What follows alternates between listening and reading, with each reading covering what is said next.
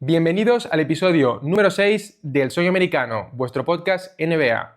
Hoy vamos a continuar con las previas de los equipos de la NBA y os recuerdo que ya tenéis disponible la previa de los Memphis Grizzlies y los Milwaukee Bucks.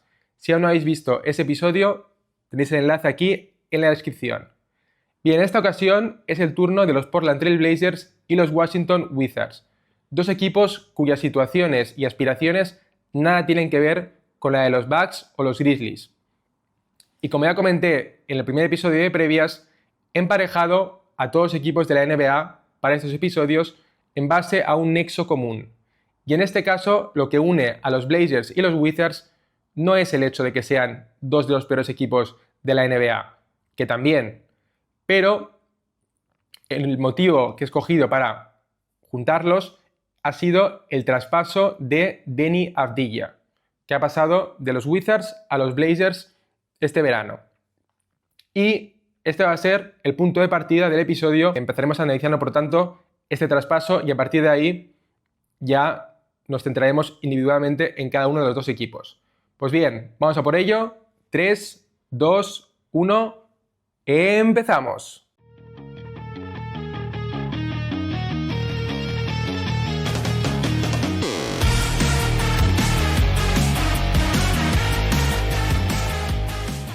Bien, empezamos analizando el traspaso de Deni Avdija, que en mi opinión es muy interesante.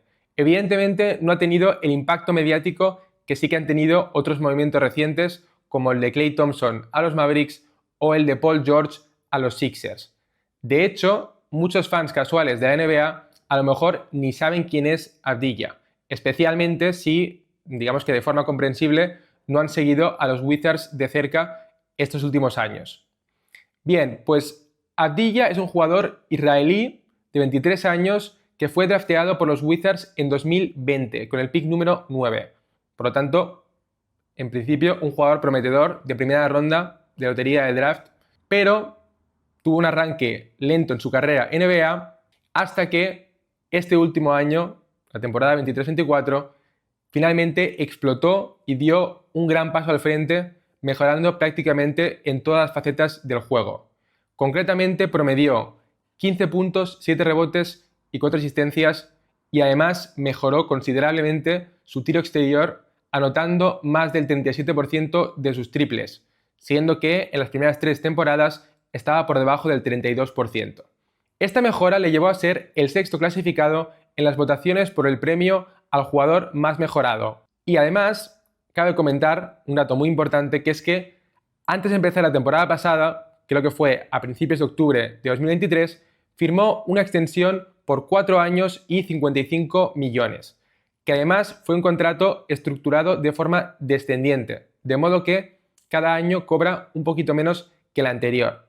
Creo que el contrato empieza por encima de los 15 millones y acaba dentro de 4 años por debajo de los 12. Por lo tanto, es un contrato que es una ganga en general y que con el paso del tiempo lo es aún más. De modo que, con este contexto, llegamos a la parte interesante del análisis, que es la pregunta del millón. ¿Por qué los Wizards, que están empezando un proceso de reconstrucción de su franquicia, han traspasado a un jugador joven y prometedor que justo acaba de explotar? Porque una cosa es traspasar a un jugador como Bradley Beal, un veterano que claramente ya no encajaba en los planes de futuro de los Wizards y que además seguramente tampoco tenía la paciencia para aguantar un proceso largo de reconstrucción, pero otra cosa bien distinta es traspasar a Avdija con 23 años. En fin, a priori resulta muy extraño hasta que vemos los detalles del traspaso. Y aquí los tenéis. Avdija ha llegado a los Blazers a cambio de Malcolm Brogdon, 2 picks de primera ronda, uno de ellos el pick número 14 de este pasado draft, que se ha convertido en Bob Carrington, y el segundo un pick futuro de 2029. Y además también 2 picks futuros de segunda ronda. Pues bien, vamos a analizar el traspaso desde el punto de vista de ambos equipos. Y empezamos por los Wizards. Como decía, a bote pronto resulta bastante raro que un equipo en reconstrucción traspase a un joven talento al que además tiene atado con un muy buen contrato durante 4 años. Pero si os fijáis en el precio o el retorno obtenido por los Wizards, esto ayuda a entender un poquito mejor por qué han aceptado. Y es que los Wizards no es que estuviesen activamente intentando traspasar a Avdija, sino que más bien les ha caído un ofertón del cielo y no han podido rechazarlo. Además, teniendo en cuenta el tiempo que van a tardar los Wizards en volver a ser un equipo relevante, un jugador de 23 años no es tan joven en el contexto de los Wizards. Y otro detalle que es fácil que se nos pase por alto es que el contrato de Avdija es tan favorable que iba a ser muy difícil retenerlo más allá de su contrato actual. Y eso se debe a que, conforme las normas del CBA, los Wizards lo máximo que le podrían ofrecer en una futura extensión para evitar que fuese agente libre en el verano de 2028 sería un incremento del 140%, en este caso respecto al salario medio anual de su contrato actual. Es decir que su siguiente contrato, ya de cara a la temporada 28-29, podría empezar como mucho en los 19 millones. Y seguramente si Avdija sigue creciendo como jugador, su valor de mercado podría estar por encima de los 30 millones. Por lo tanto, es muy difícil que Avdija aceptase esa extensión. Así que los Wizards, digamos que se encontraban en esta tesitura en la que, por un lado, saben que no van a ser competitivos en los próximos años y, por otro lado, tienes a Avdija con un contrato muy goloso que, desde luego, es mucho más valioso para otros equipos que para ti. Y cuando tienes un jugador que el resto de equipos valoran más que tú, ese es el momento perfecto para traspasarlo. Y eso es lo que han hecho. Desde el punto de vista de los Blazers, resulta bastante más complicado explicar el razonamiento interno que han seguido para tomar esta decisión. Pero considero que se podría resumir en 4 factores. El primero de ellos es el propio talento de Avdija. Claramente, en base al precio pagado por él, los Blazers valoran mucho a Avdija. Seguramente incluso lo sobrevaloren un poco. Lo cierto es que es un buen conector en ataque y un jugador capaz de amplificar el talento del resto de jugadores a su alrededor sin necesidad de ser protagonista. Y ya sabemos que este perfil de jugadores es bastante escaso y más aún con el contrato de Avdija. Y precisamente el segundo factor tiene que ver con el valor del contrato.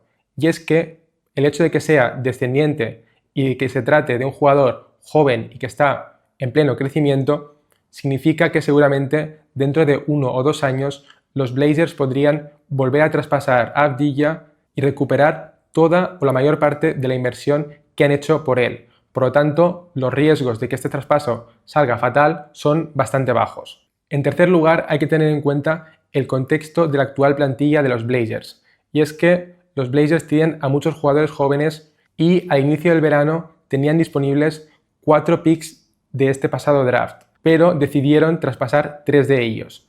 Esto nos demuestra que el pick 14, que formó parte de este traspaso, seguramente no tenía demasiado valor para los Blazers, porque en definitiva no querían convertirse en los Rockets, es decir, un equipo plagado de jóvenes. De modo que solo han querido quedarse el pick número 7 con el que han seleccionado a Donovan Clingan.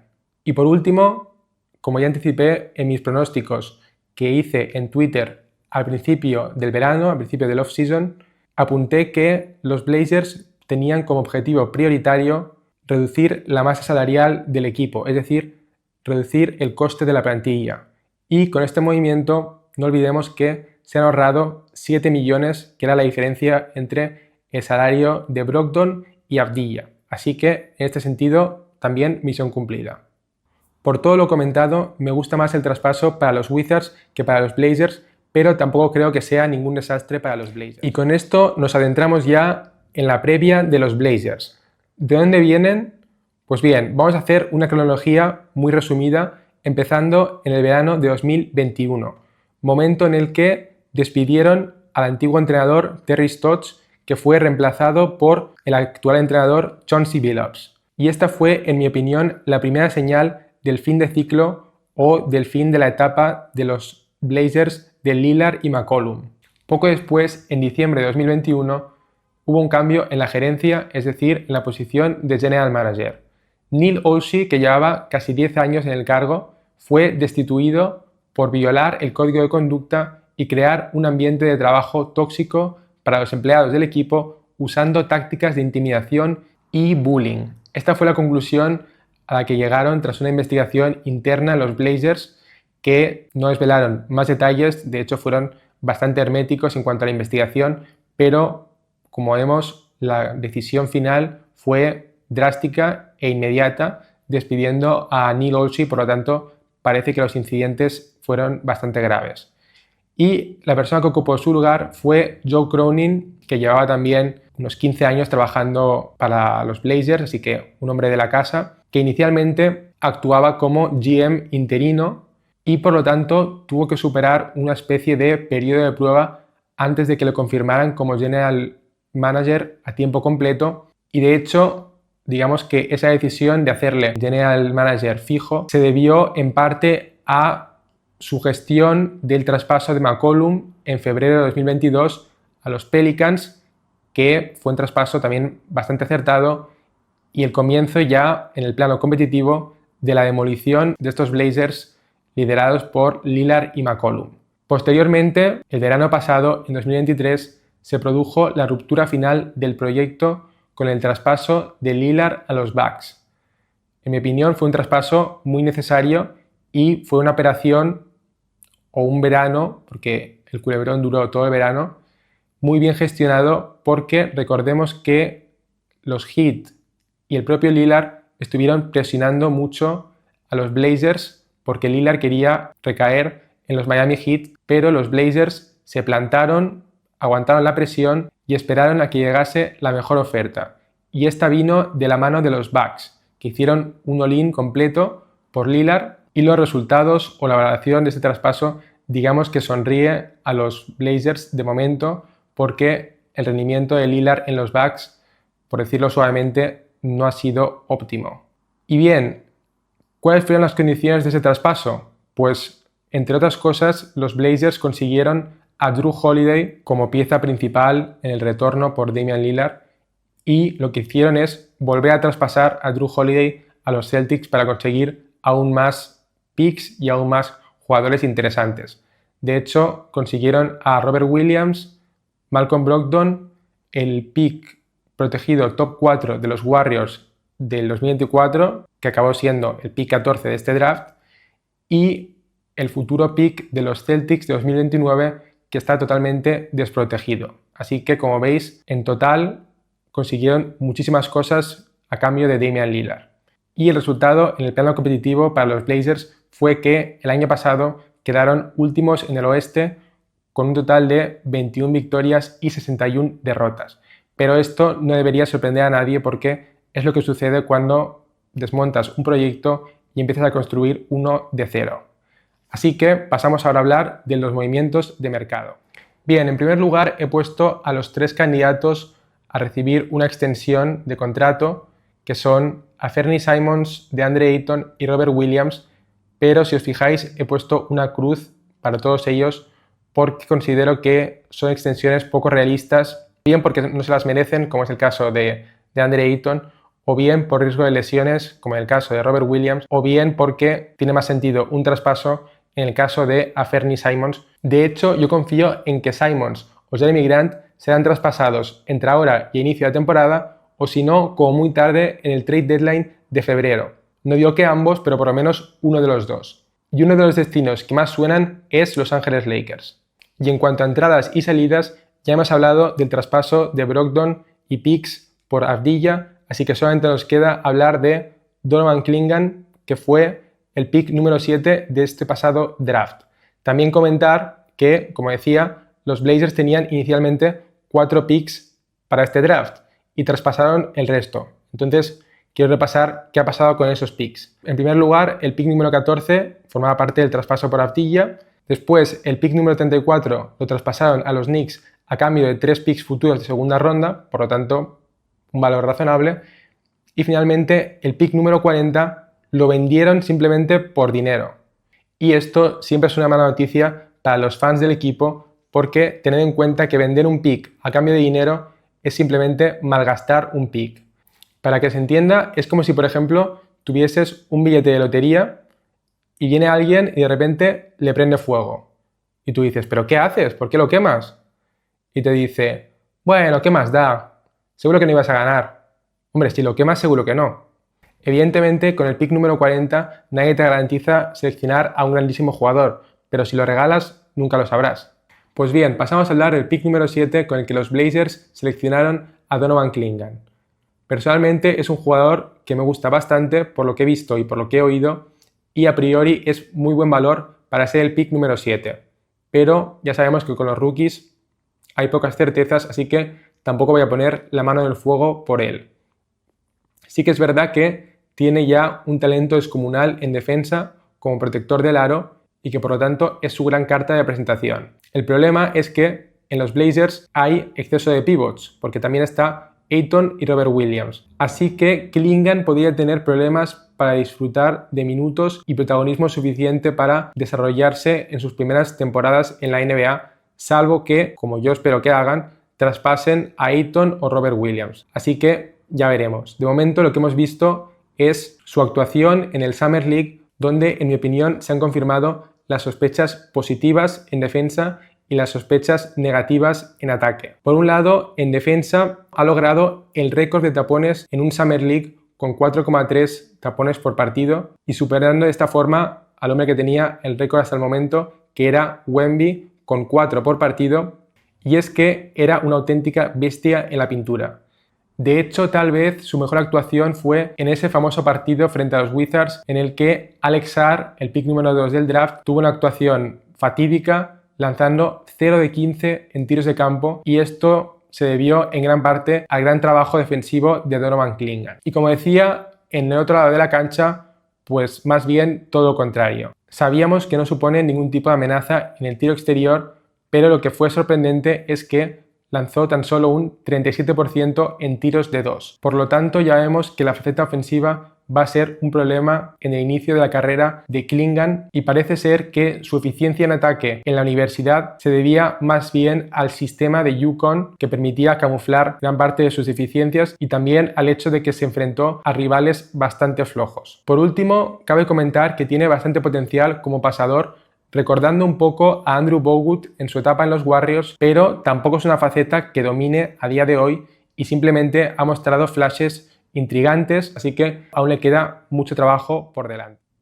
A continuación pasamos a hablar de la plantilla de los Blazers. Ya hemos hablado extensamente de Avdija y Clingan y hemos comentado que Jeremy Grant y Anfernee Simons son carne de traspaso, por lo que tampoco voy a analizar a estos jugadores. Así que empezamos por Scoot Henderson, un jugador que ha tenido un arranque de carrera bastante decepcionante. Lo digo porque muchos pensaban que iba a ser mejor que Brandon Miller y de momento parece que se equivocaban, pero yo quiero ser paciente porque tan solo tiene 20 años, así que vamos a ver. El que sí que ha demostrado más cosas, o que por lo menos va por mejor camino, es Shaedon Sharpe, un jugador que destaca por ser un gran tirador, sobre todo en el catch and shoot, y que además es un tirador muy versátil porque también puede lanzar en movimiento, saliendo de bloqueos, etc. También habrá que estar muy atentos a su desarrollo porque va a ser una de las grandes prioridades de este equipo. Continuamos con Robert Williams, un jugador que se ha convertido en un proyecto de revalorización porque recordemos que en Boston demostró ser un jugador muy talentoso, especialmente por su habilidad en defensa para proteger el aro, pero las lesiones han complicado su desarrollo y han generado serias dudas no solamente internamente en los Blazers, sino en el resto de equipos de la liga, que en caso de que estuviese sano y jugando al nivel al que estaba en los Celtics, estarían muy interesados en ficharle. De hecho, yo considero que será un firme candidato para ser traspasado en el trade deadline de febrero o en el próximo verano. Este movimiento tendría mucho sentido porque, como ya hemos comentado, los Blazers tienen overbooking en la posición de pivot, que al mismo tiempo existen varios equipos interesados en fichar a un pivot de calibre titular, como pueden ser los Knicks, Lakers, Pelicans o incluso los Grizzlies si les falla la apuesta por Zach Edey. También quería hablar de DeAndre Ayton, pero sinceramente es un jugador que me da mucha pereza. Hace tiempo que perdí la fe en él, y no precisamente por falta de talento, sino por su mentalidad, por su falta de ganas, competitividad, serios problemas de motivación.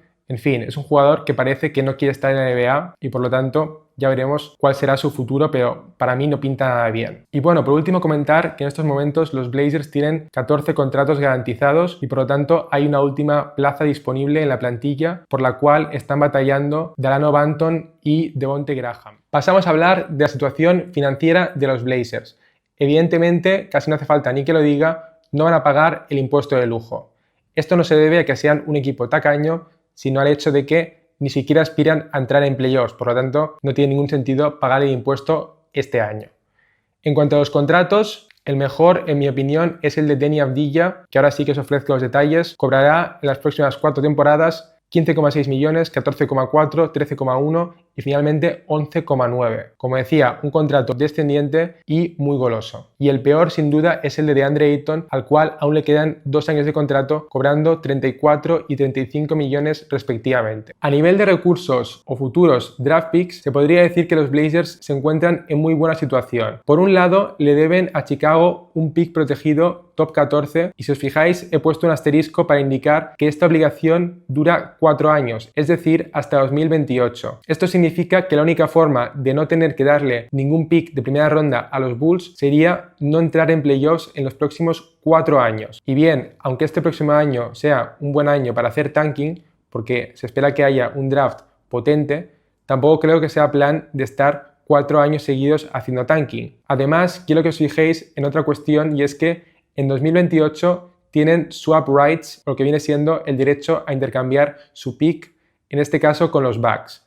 Unos Bucks que, como ya comenté en su previa, son el equipo más envejecido de la NBA y vete a saber cómo están en 2028. Por tanto, no es ninguna locura pensar que los Blazers puedan ser mejores que los Bucks en 2028 o incluso mucho mejores. Pero claro, si los Blazers no extinguen su deuda con los Bulls en las próximas 3 temporadas, es decir, que no hayan entrado en playoffs y justo entran en playoffs en 2028, perderían el swap porque su pick se iría a los Bulls. No sé si alguien se ha perdido por el camino, pero la conclusión es que, por un lado, este año los Blazers sabemos que no van a entrar en playoffs porque es casi imposible, y por otro lado, sabemos que en la temporada 27-28 no tendrán incentivos para hacer tanking porque podrán cambiar su pick por el de los Bucks, lo cual quiere decir que la franquicia buscará entrar en playoffs ya sea en la temporada 25-26 o 26-27, o lo que es lo mismo, y ahora me dirijo a los fans de los Blazers. Tranquilos que vuestro equipo no será irrelevante en el plano competitivo durante muchos años, en principio solamente 1 o a lo sumo 2 años.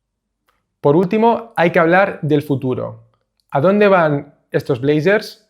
Pues bien, a día de hoy la decisión de cómo afrontar la próxima temporada es bien sencilla, y esto se debe al contexto actual de la conferencia oeste, una conferencia ultra competitiva en la cual, desde el punto de vista de los Blazers, aunque lo intenten, el único equipo al que quizás puedan alcanzar es a los Utah Jazz. Por lo tanto, no van a estar ni remotamente cerca del play-in, y si eres fan de los Blazers, yo no me haría demasiadas ilusiones a corto plazo. Eso sí, a largo plazo yo estaría contento porque la forma de salir o de transicionar del proyecto liderado por Damian Lillard creo que ha sido la correcta, han tardado un poco, pero bueno, más vale tarde que nunca. Y además hay motivos para estar ilusionado con el desarrollo de los jóvenes y especialmente este año tengo muchas esperanzas depositadas en Shaedon Sharpe. Y también habrá que estar muy atentos a ver qué posición ocupan en el draft y por lo tanto cómo les ha ido esa batalla por el tanking. Ahora es el turno de los Washington Wizards. ¿De dónde vienen? Pues bien, considero que es fundamental, en primer lugar, hacer zoom out para entender el rumbo actual de esta franquicia. Los Wizards, desde que son los Washington Wizards, lo digo porque, como ya sabréis, hasta el año 97 eran los Washington Bullets, pues bien, desde entonces nunca han logrado ganar 50 partidos en una temporada regular. Jamás, en toda la historia. Y además han cometido reiteradamente el mismo error de enamorarse de equipos mediocres y no atreverse a pasar página a tiempo. De hecho, si repasamos los últimos 20 años, encontraremos un claro patrón. Y es que, desde la temporada 2004-2005, lo que ha sucedido básicamente es que los Wizards han tenido 5 años buenos, 5 malos, 5 buenos, 5 malos. Y los buenos tampoco es que han sido espectaculares, y los malos han sido muy pero que muy malos. Y el problema es que los años malos eran tan malos que hacía que la franquicia se precipitase y a la mínima que veía la luz al final del túnel se lanzaban a hacer fichajes o movimientos que únicamente les garantizaba ser mediocres durante unos años. Y el caso más reciente de esto sucedió en 2012 tras draftear a Bradley Beal. En ese momento los Wizards tenían la dupla de John Wall y Bradley Beal y quisieron acelerar el proyecto fichando a Marcin Gortat, que en su momento era un pívot bastante bueno, pero tampoco ninguna estrella. Y como consecuencia, con este grupo nunca llegaron a ser candidatos al anillo y encima esta etapa tuvo un triste final con la lesión de John Wall, cuya última temporada con los Wizards fue la de 2018-2019. Y bien, tras la marcha de Wall, Beal se convirtió en el jugador franquicia. Y en este momento, los Wizards tendrían que haber anticipado que un equipo con Beal como mejor jugador y sin una clara segunda espada en el equipo, pues es un equipo con un techo bastante bajo. Y por eso lo que tenía sentido en ese momento era pivotar hacia una reconstrucción. Pero desafortunadamente cometieron el error de seguir construyendo en torno a Bradley Beal. Y esto llevó a que los Wizards sufrieran un estancamiento muy similar al que vivieron los Blazers precisamente en los años previos al traspaso de Lillard. Y el problema es que, además de esto, los Wizards cometieron un último error garrafal que tuvo lugar en el verano de 2022. Y este fue la extensión de Bradley Beal por más de 250 millones en 5 años y, lo más importante de todo, otorgándole lo que en inglés se llama el No Trade Clause, que es básicamente una cláusula que permite que el jugador pueda vetar cualquier traspaso. Esta además acabaría siendo la sentencia de Tommy Shepard, el antiguo general manager de los Wizards, que fue despedido menos de un año después, en abril de 2023. Y bien, con una nueva gerencia y con un nuevo rumbo que ya se empezaba a intuir para el futuro de la franquicia, llegamos al verano de 2023, en el que tuvo lugar el traspaso de Bradley Beal a los Suns. El contexto de cómo se cerró este traspaso es fundamental y considero que ayuda mucho compararlo con el traspaso de Lillard, no solamente porque tuvieron lugar en el mismo verano, sino porque al hacer esta comparación se pone de manifiesto las diferencias en cuanto a las negociaciones. Por un lado, en el caso de Lillard, los Blazers se negaron a decir públicamente que querían traspasarle porque no querían quedar como los malos de la película y enfadar a sus propios fans. Así que esperaron a que Lillard fuese el que abiertamente pidiese el traspaso. A partir de aquí, múltiples equipos se prepararon para hacer una oferta por Damian Lillard. Y a pesar de la presión ejercida por el agente de Lillard y los Heat para que Portland traspasara a Lillard a Miami, los Blazers, que tenían el poder negociador a favor, acabaron sacando en total 3 picks de primera ronda, 2 swaps y además 2 jugadores que en su momento tenían bastante valor, como eran Robert Williams y Malcolm Brogdon, que venían de rendir a un alto nivel en Boston. Por contra, las negociaciones de los Wizards para traspasar a Beal fueron bien distintas. En este caso no hubo una subasta abierta en la que diversos equipos hacían cola para tratar de fichar a Beal. ¿Por qué? Pues por el No Trade Clause de Bradley Beal. Porque, como decíamos, él podía escoger a qué equipo quería ser traspasado. Y esto suponía que los Wizards prácticamente no tenían poder negociador, ya que estaban a merced de la voluntad de Beal. Sin embargo, y a pesar de ello, hicieron un trabajo espectacular para obtener un retorno fantástico por parte de los Phoenix Suns.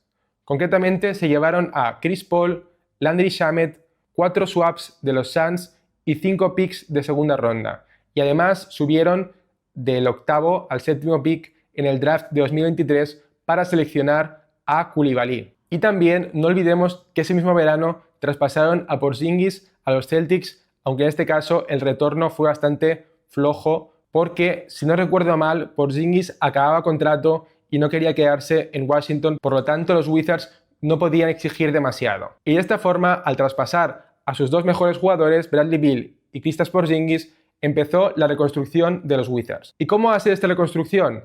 Pues bien, el actual general manager de los Wizards, Will Dawkins, hizo unas declaraciones muy interesantes en este sentido. Dijo: hacer las cosas rápidas no es nuestro estilo. Estamos tomándonos nuestro tiempo y vamos a ser pacientes. No queremos saltarnos ningún paso. Y vamos a hacer lo que haga falta para sacar a este equipo de la mediocridad. Solamente queremos hacer las cosas bien. Como veis, estas son palabras muy claras, muy directas y que no admiten ningún tipo de duda. Los Wizards van a llevar a cabo una reconstrucción lenta y afortunadamente parece que están comprometidos para romper el ciclo del que hablaba anteriormente de los últimos 20 años y esta vez sí que construir un contender. Ahora bien, ya veremos cuánto tardan en hacerlo. Y bueno, tras iniciar este proceso el verano pasado, en 2023, ¿cuáles fueron los resultados a nivel competitivo en la temporada pasada? Pues bien, de forma similar nuevamente a los Blazers, los Wizards vivieron la peor temporada de la historia de la franquicia, ganando tan solo 15 partidos. Y la personificación de este desastre fue Jordan Poole, un jugador que a día de hoy parece una causa perdida y que tuvo una primera mitad de temporada realmente lamentable. En ataque, un drama porque su selección de tiro era nefasta, era un chupón y en defensa no defendía a nadie. Así que, en general, mucho pasotismo y los Wizards que habían hecho una apuesta por él cuando le traspasaron a cambio de Chris Paul, pues claramente se están arrepintiendo de ese movimiento. Sí que es cierto que en la segunda mitad de la temporada mejoró un poco su rendimiento, pero para entonces la mayoría de los fans de la NBA ya habíamos desconectado de los Wizards. Pasamos ahora a hablar de los movimientos de mercado de estos Wizards. En primer lugar, he indicado en el apartado de extensiones que Corey Kispert es un candidato a ser extendido. Sabemos que no es un jugadorazo, es un jugador que tiene buen tiro exterior y poco más, pero sí que es cierto que, al igual que ha hecho Sam Hauser, que de hecho es un jugador de un perfil similar, pues tal vez le puedan ofrecer una extensión en torno a los entre 6 y 8 millones de salario anual y bueno, si lo acepta, pues puede ser un valor interesante de cara al futuro. Entonces he puesto interrogante porque podría producirse entre ahora y inicio de temporada, así que ya veremos. Y en cuanto a los movimientos que sí que se han producido, vamos a empezar por las incorporaciones. Jonas Valanciunas ha venido a los Wizards con un contrato de 30 millones por 3 años y su papel va a ser un poco ejercer de protector de Alex Sarr, que es la nueva cara de este proyecto por el momento, porque ha sido el pick número 2 de este pasado draft, y parece ser que a Sarr le gustaría jugar de 4, de ala pivot, por lo tanto, emparejarlo con Valanciunas puede tener sentido de la misma forma que los Grizzlies le emparejaron con Jaren Jackson Jr. también, nada más draftearlo, para ejercer ese mismo rol. En definitiva, es un jugador puente que puede contribuir al desarrollo de los jóvenes y de hecho no solamente de Alex Sarr, sino también del pick número 14 de este año, Bob Carrington, un base que también se beneficiará en el pick and roll porque Valanciunas pone buenos bloqueos y sigue siendo un jugador bastante efectivo en ataque. No se puede decir lo mismo de otro lado de la cancha porque sabemos que en defensa es un desastre y es horroroso protegiendo el aro. Pero esto da igual en el contexto de los Wizards porque van a hacer tanking y les interesa perder partidos. Así que esta deficiencia de Valanciunas, que sí que era un problema para equipos como los Pelicans, pues aquí es perfectamente asumible. La siguiente incorporación en agencia libre que quiero comentar es la de Saddiq Bey. 20 millones, 3 temporadas. Bien, desafortunadamente, Bey en marzo sufrió una rotura del ligamento cruzado anterior de su rodilla izquierda, lo que viene siendo un torn ACL, una lesión gravísima y que nos va a impedir verle en los terrenos de juego hasta 2025. Y encima tuvo la mala suerte de que esta lesión tuvo lugar en su último año de contrato, de modo que este verano su valor ha caído en picado. Y por eso solamente ha conseguido 20 millones en 3 años, siendo que, de no haberse lesionado, podría haberse llevado más del doble de dinero.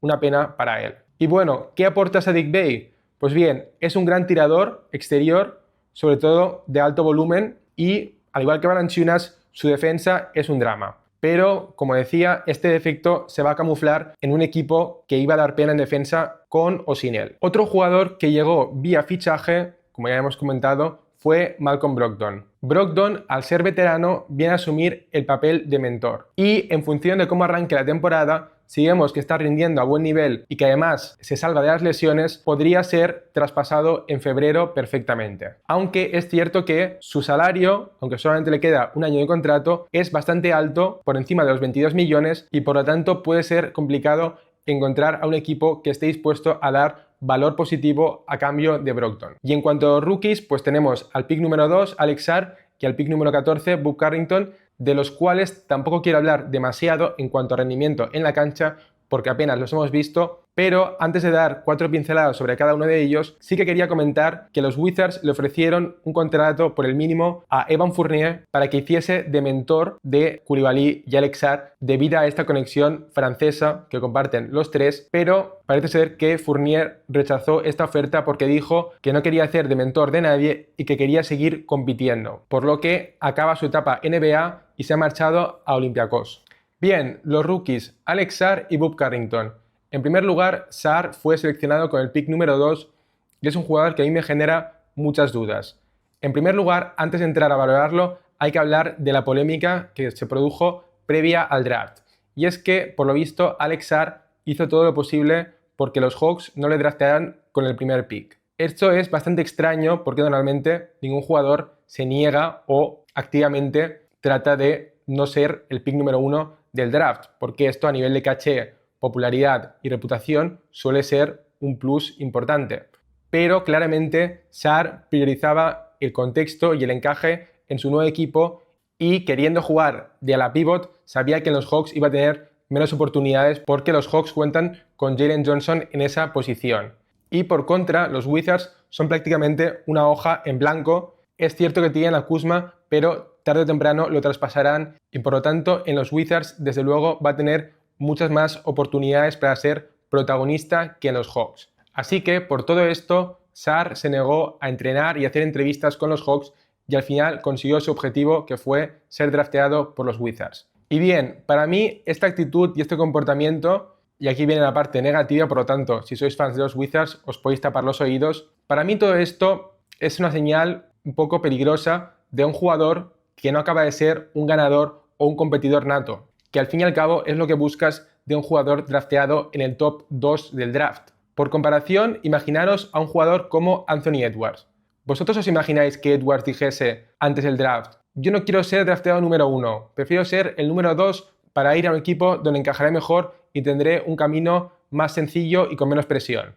Para nada. Edwards diría: yo voy a donde sea porque voy a competir con quien haga falta y voy a demostrar que soy mejor que cualquier jugador que se me ponga delante. Y esa es la actitud y el espíritu que yo quisiera de mi jugador franquicia. Por lo tanto, ahora pasaremos a hablar del talento y las habilidades de Alex Sarr en la cancha, pero a nivel de mentalidad yo no lo querría como líder o como la cara de mi franquicia por este motivo.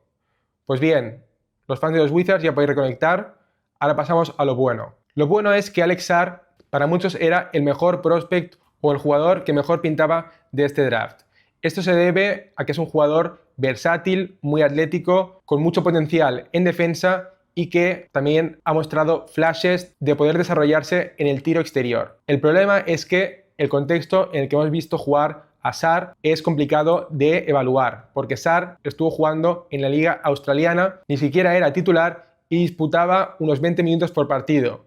Por lo tanto, proyectar esto o trasladar esto a la NBA es muy complicado. Es un jugador con mucho potencial, con un techo muy alto, porque más o menos adopta este perfil de unicornio al estilo Kristaps Porzingis, pero estos perfiles luego tienen que materializarse y confirmarse. Entonces, de momento es un proyecto y veremos si se convierte en una realidad. Por último, comentar que le vimos jugar en el Summer League, donde todos nos hemos quedado, desafortunadamente para él, con la imagen de esa actuación nefasta que tuvo contra los Blazers, lanzando 0 de 15 en tiros de campo, pero en su defensa debo decir que el Summer League es un lugar para experimentar y que por lo tanto tampoco debemos alarmarnos ni pensar que es un fracaso, sino que simplemente si sois fans de los Wizards os recomiendo que bajéis un poquito las expectativas con Alex Sarr, nada más. El otro rookie del que hay que hablar es Bob Carrington, el jugador seleccionado con el pick número 14 que vino como parte del traspaso de Deni Avdija y que es un base que al parecer entusiasma a los Wizards. Tuvo un Summer League muy bueno en el que estuvo muy acertado en el tiro y también dejó destellos interesantes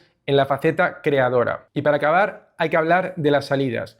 Como veis, se han marchado 3 jugadores bastante talentosos como Avdija, Shamet y Tyus Jones, y son jugadores que el año pasado daban bastante estructura a los Wizards y que evitaban que el equipo fuese aún más caótico de lo que podría haber sido. La marcha de Avdija permitirá que Coulibaly tenga más minutos, pero sí que en general la calidad del equipo en su conjunto va a caer considerablemente y el resultado va a ser un equipo muy poco competitivo. Pasamos a hablar de la plantilla de los Wizards.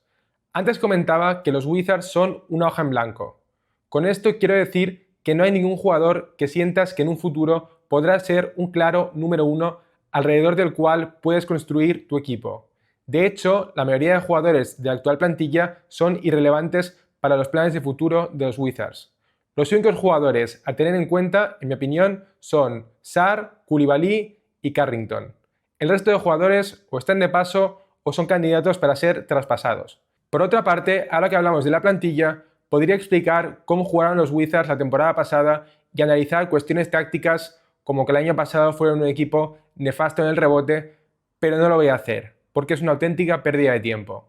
De hecho, la próxima temporada lo único que debería interesar a un fan de los Wizards es el desarrollo de los 3 jugadores que he mencionado. Y en esta línea sí que quería compartir una observación en cuanto al desarrollo de Alex Sarr y Koulibaly, porque parece ser que la forma de encarar el desarrollo de cada uno de ellos ha sido muy distinta. Por un lado, Koulibaly fue asignado un rol muy concreto para simplificar las cosas y poco a poco ir creciendo, mientras que con Sarr parece ser que el enfoque es totalmente opuesto. Le han dado libertad absoluta y luz verde para experimentar, o al menos eso es lo que vimos en el Summer League, y por lo tanto cuando le das rienda suelta a un rookie, lo más normal es que en su primera temporada te muestre lo mejor y lo peor. Así que si sois fans de los Wizards, quedaros con lo bueno y tratad de ignorar lo malo. Y por último, Bob Carrington creo que va a ser el único rookie que va a salir desde el banquillo, pero considero que está en la mejor posición de los tres en cuanto a su desarrollo, principalmente porque no hay muchas expectativas de momento puestas en él al ser el pick número 14. En cuanto a la situación financiera de los Wizards, en primer lugar, al igual que los Blazers, no van a pagar el impuesto de lujo. No tiene ningún sentido cuando vas a hacer tanking. Y si miramos los contratos, el mejor considero que es el de Kyle Kuzma, al cual le quedan 3 años de contrato y además es un contrato descendiente como el de Deni Avdija. Por lo tanto, desde el punto de vista del equipo que lo tenga, es un contrato que va mejorando con el paso del tiempo. Por eso es un claro candidato para ser traspasado y de hecho su nombre ya sonó en el deadline, que creo que lo querían los Mavs, y también este verano que lo querían los Kings, etc. Es un jugador que está cotizado, pero de momento no ha llegado la oferta que los Wizards esperan y sinceramente es bueno que los Wizards tengan paciencia porque ellos no tienen ninguna prisa y por eso deben esperar a que algún contender se ponga nervioso o se precipite y haga una muy buena oferta por Kuzma. Por contra, el peor contrato claramente es el de Jordan Poole. Aún le quedan 3 años de contrato y en total casi 100 millones de dólares. Digamos que tienen que cambiar mucho las cosas para ser un jugador traspasable. Pero evidentemente si llegase una oferta de valor neutral o ya no digamos de valor positivo, los Wizards seguramente lo traspasarían. Y es que en general los Wizards tienen a casi toda su plantilla a la venta. Ya veréis que en el trade deadline de febrero seguro que van a sonar los nombres de Kuzma y Valanciunas e incluso de Brogdon. Y bien, para acabar hay que mirar la situación de los recursos o futuros draft picks de los Wizards. Por lo general tienen una situación bastante buena y es que tan solo tienen una deuda de un pick de primera ronda a los Knicks. Ahora bien, esta deuda se va a extinguir sin que los Wizards le entreguen ningún pick, porque si os fijáis es un pick protegido top 10 en 2025 y top 8 en 2026. Y creedme cuando os digo que los Wizards se van a asegurar de que en las próximas temporadas retengan estos 2 picks. Por lo tanto, estamos hablando de que van a tener todos sus picks en los próximos 7 años, además de los swaps que tienen con los Phoenix Suns. La filosofía de los Wizards es construir en torno al draft, por lo tanto estos picks van a ser oro puro y veremos si la suerte les sonríe para encontrar a la superestrella que están buscando. Para acabar hay que hablar del futuro. ¿A dónde van estos Wizards?